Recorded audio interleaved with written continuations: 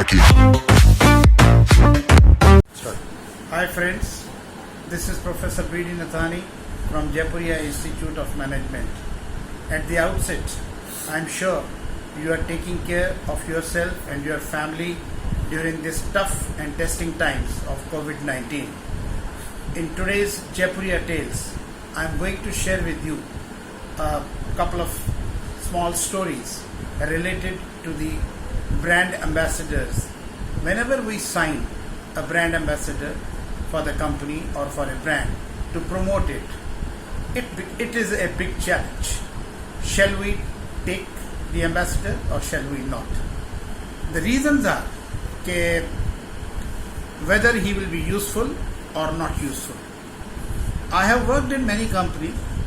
Like when I started my career in 1989 in Lotto, there was no fashion of brand ambassador. So we never took any brand ambassador, still did very good business. And when I joined Woodland in 90s, it was a fashion to have a brand ambassadors.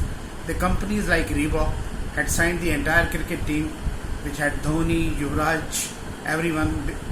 But Adidas took 4 more players with them. So it became a war of ambassadors. So 4 ambassadors with Adidas, 10 ambassadors of Reebok. So everybody was in this war, in this race. There was a lot of pressure on us from our distributors, from our retailers. Why Woodland does not have a brand ambassador? I told my chairman that why not we also hire a brand ambassador? My chairman had a clear vision. And he told me in his typical Hindi tone, मेरी product सबसे अच्छी है, मुझे brand ambassador की ज़रूरत कहाँ है। मैंने उनसे ये कहा कि अगर ऐसा है तो क्या आप ये समझते हैं कि क्या नाइके, रीबॉक, एडिडास की प्रोडक्ट्स अच्छी नहीं है? तो उनका ये कहना था प्रोडक्ट्स उनकी अच्छी हैं, लेकिन वो शायद अपने आप में इतने कॉन्फिडेंट नहीं हैं जितना कि मैं हूँ। एंड टिल डेट हमने आज तक वुडलैंड में कभी भी कोई ब्रांड एम्बेसडर नहीं रखा। इवन मेरे जाने के बाद भी उन्होंने कोई ब्रांड एम्बेसडर नहीं रखा है पिछले 25 साल में।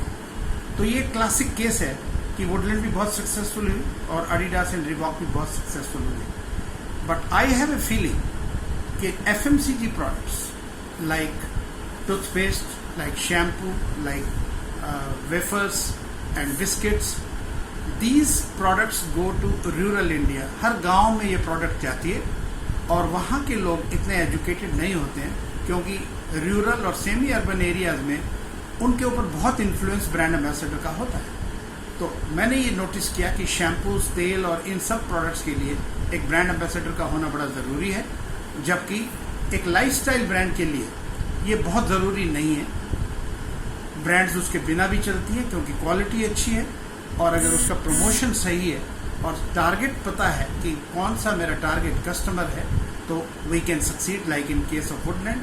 And even the Reebok and the Adidas were very successful when they took. इसी बीच मैंने एक और कंपनी में काम किया, न्यू बैलेंस में। उनकी तो फिलॉसफी यही थी कि there should be no brand ambassador. Again the same philosophy कि हमारी प्रोडक्ट ही हमारा हीरो है। लेकिन उनकी एक पॉलिसी थी, उसकी वजह से ब्रेट ली, जो ऑस्ट्रेलिया का सबसे बड़ा फास्ट बॉलर था, वो इस जूते को पहनता था और 100 की स्पीड से गेंद फेंकता था। उसने फ्री में इस ब्रांड को एंडोर्स किया था, खाली उनको जूते हम फ्री दिया करते थे। तो ये भी एक क्लासिक केस है कि ब्रांड एम्बेसडर अनपेड था। हम ब्रेट ली को पैसे नहीं देते थे, पर वो हमारी ब्रांड प्रमोट करता था। अब इसके फ़ायदे क्या होते हैं? फ़ायदे बहुत हैं। जो भी ब्रांड एम्बेसडर है वो सब आजकल बहुत पॉपुलर है, सोशल नेटवर्क पे हैं।